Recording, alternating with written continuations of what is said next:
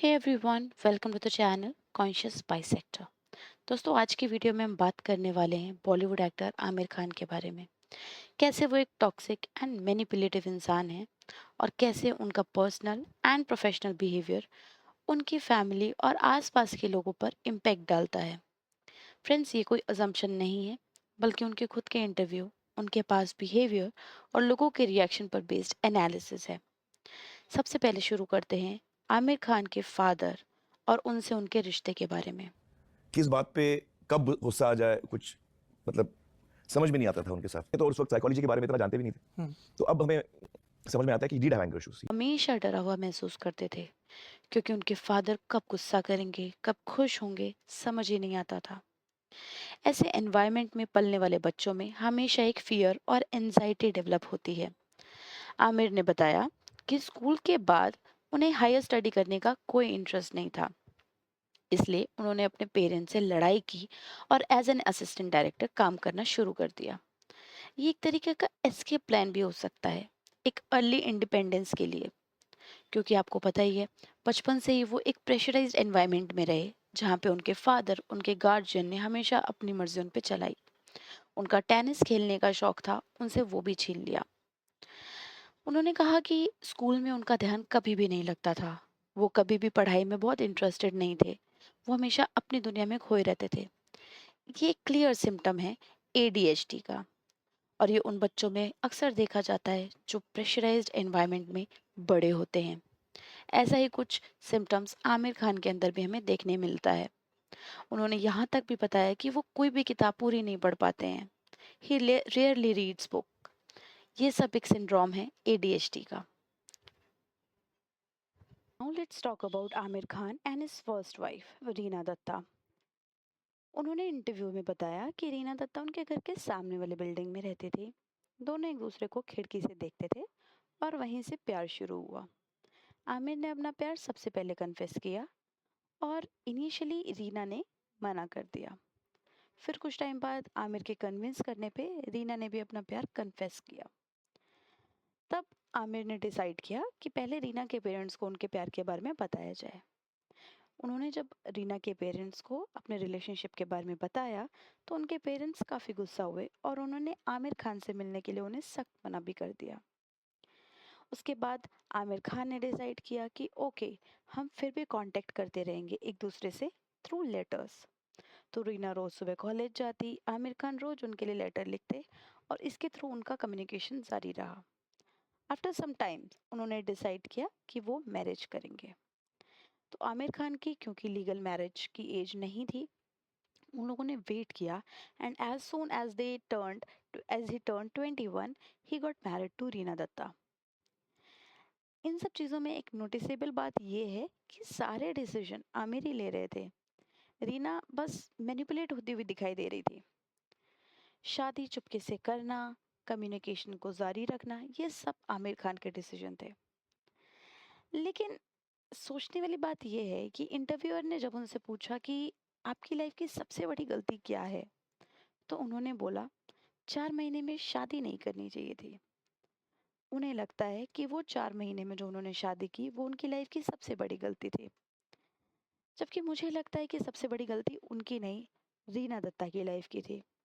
क्योंकि after 16 years relationship break होने के बाद आज भी कोई अकेला रह रहा है और दो बच्चों की रिस्पॉन्सिबिलिटी संभाल रहा है, तो वो रीना दत्ता है, ना कि Aamir Khan. Now let's talk about Aamir Khan के ग्रोथ कंट्रोल इश्यूज की, जो सिर्फ उनके इंटरव्यूज या चाइल्डहुड से नहीं, बल्कि उनके आसपास के लोगों के डेवलपमेंट से भी दिखता है।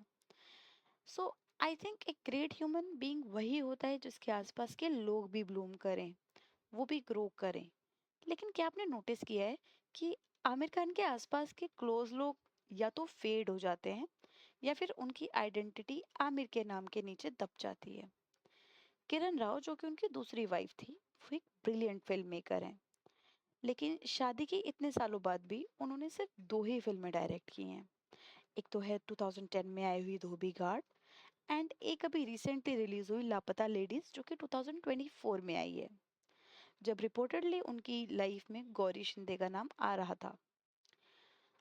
क्या आपको पता है किरण राव की करियर की शुरुआत एक ब्लॉकबस्टर फिल्म से हुई है, लगान से हुई है। लगान में ही वो आमिर खान से मिली एंड उसके बाद से उन्होंने कोई भी ऐसी फिल्म डायरेक्ट नहीं की जो कि इतनी अच्छी थी। एंड अगर आपने लापता लेडीज देखी होगी तो आपको किरण राव के टैलेंट के बारे में बहुत ही अच्छे से पता लग गया होगा। तो सवाल ये उठता है कि क्या किरण क्रिएटिवली सप्रेस थी जब तक आमिर का पर्सनल कंट्रोल उनकी लाइफ में था? क्या ये कोइंसिडेंस है कि जब आमिर की अटेंशन किसी और की तरफ गई तभी किरण प्रोफेशनली रीअपियर हुई? और सिर्फ किरण ही नहीं, आमिर की पहली वाइफ रीना दत्ता भी एकदम बैकग्राउंड में चली गई थी।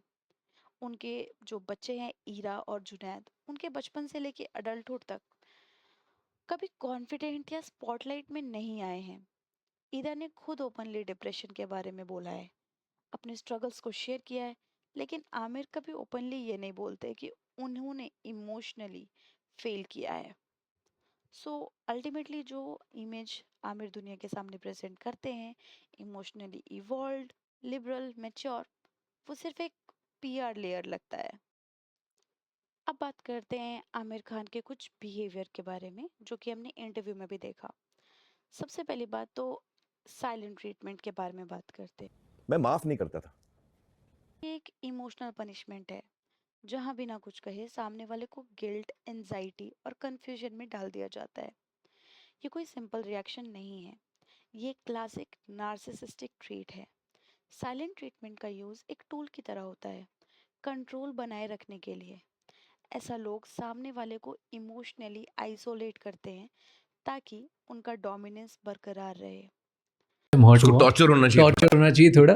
एंड अब अगर आपने आमिर खान का ललन टॉप वाला इंटरव्यू देखा है तो एक चीज जरूर नोटिस की होगी, वो बार बार अपना फेस टच कर रहे हैं, अनकंफर्टेबल एक्सप्रेशन दे रहे हैं, सेल्फ सूदिंग जेस्चर्स दे रहे हैं, एंड बहुत ही फोर्स्ड, थोड़ा फेक चार्म दिखा रहे हैं। साइकोलॉजी में इसे ओवर ग्रूमिंग कहते हैं, जब कोई इंसान बाहर से खुद को परफेक्ट दिखाने की कोशिश करता है लेकिन अंदर से एंजाइटी से भरा होता है। और क्योंकि ललन टॉप का फॉर्मेट स्क्रिप्टेड नहीं है, सवाल भी सरप्राइज होते हैं, तो बंदा अपने आप को हाइड नहीं कर पाता है। आमिर वहाँ क्लियरली अनकंफर्टेबल दिख रहे थे। जो लोग थोड़ा बॉडी लैंग्वेज और साइकोलॉजी समझते हैं, उन्हें उनके लिए ये रेड फ्लैग था। इसको बॉर्डरलाइन पर्सनैलिटी डिसऑर्डर के साइन भी कह सकते हैं, जिसमें इंसान कॉन्स्टेंटली अपने इमेज को के ऑब्सेशन में जीता है और हर वक्त डर होता है कि कहीं मेरा असली फीलिंग सामने ना आ जाए। Now let's talk about Aamir Khan और उनके बच्चों के साथ उनका रिलेशन।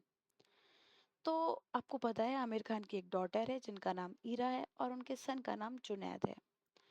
दोनों का कॉन्फिडेंस लेवल और इमोशनल इश्यूज काफी एविडेंट है। ईरा ने खुद ओपनली बताया है कि वो बचपन से डिप्रेस्ड फील करती थी। इतनी छोटी सी उम्र में जब एक लड़की को इमोशनली टर्मोइल फेस करना पड़ता है तो उसके पीछे पेरेंटिंग का बहुत बड़ा रोल होता है। आमिर का कहना है कि वो फिल्म्स के कारण उन अपने बच्चों को टाइम नहीं दे पा रहे थे। उस वक्त मुझे नहीं पता था कि आया जब 4 साल की थी या 5-6 साल की थी तो उसके मन में क्या विचार थे, उसको कौन सी चीजें अच्छी लगती थी, उसके क्या सपने थे, उसके क्या डर थे, what were her insecurities, what were her dreams. मुझे पता ही नहीं क्योंकि मैंने ध्यान ही नहीं दिया। नहीं, ईरा का एक और शॉकिंग कन्फेशन था कि बचपन में आमिर उनके बाल काट दिया करते थे, और वो भी बिना पूछे। And she used to cry a lot. तो जब ललन टॉप में इंटरव्यूअर ने उनसे पूछा कि आप ऐसा क्यों करते थे जब बच्चा बिल्कुल खुश नहीं है, बच्चा बहुत रो रहा है, फिर भी आप ऐसा क्यों करते थे? तो आमिर ने जवाब दिया कि मैं उनका बाप हूँ, वो मेरे नहीं। तो ये क्लियरली उनका बॉसी डोमिनेटिंग नेचर दिखाता है। ये बताता है कि वो अपने डिसीजन को कभी रॉन्ग नहीं मानते। उन्हें लगता है कि वो जो भी कर रहे हैं वो सही है। That's narcissism, and that is the reason why उनके बच्चे आज तक भी अपनी बातों को लेके कॉन्फिडेंट नहीं रहते हैं, अपनी बातों को ढंग से सामने बोल भी नहीं पाते हैं। आपने बहुत सारे इंटरव्यूज में देखा होगा कि Junaid and Ira, even they are not very good speakers, बहुत ही रुक रुक के बोलते हैं वो। ये सब पॉइंट्स दिखाता है कि आमिर का इमेज चाहे कितना भी सोशली अवेयर और सेंसिटिव दिखाया गया हो, असल में उन्होंने अपने रिलेशनशिप्स, अपने बच्चों और अपनी वाइफ के साथ टॉक्सिक बिहेवियर दिखाया है। वो हमेशा खुद को विक्टिम दिखाते हैं, दूसरों को ब्लेम करते हैं, लेकिन कभी भी अपनी गलती एक्सेप्ट नहीं करते हैं। इसलिए ज़रूरी है कि हम एक्टर्स को सिर्फ उनके फिल्मी इमेज से जज ना करें, उनके रियल लाइफ एक्शंस, उनके बिहेवियर को समझें। आमिर का केस एक परफेक्ट एग्जाम्पल है कि कैसे एक आदमी अपने आसपास के लोगों को इमोशनली एक्सप्लॉइट कर सकता है while still playing the victim card. अगर आपको ये वीडियो इंसाइटफुल लगा हो तो लाइक, शेयर और सब्सक्राइब करना ना भूलिए, और कमेंट करके ज़रूर बताइए कि आपको क्या लगता है, क्या आमिर सच में एक मिसअंडरस्टूड इंसान है या एक मैनिपुलेटिव मास्टरमाइंड। मिलते हैं नेक्स्ट वीडियो में, तब तक के लिए stay conscious and keep bisecting the truth.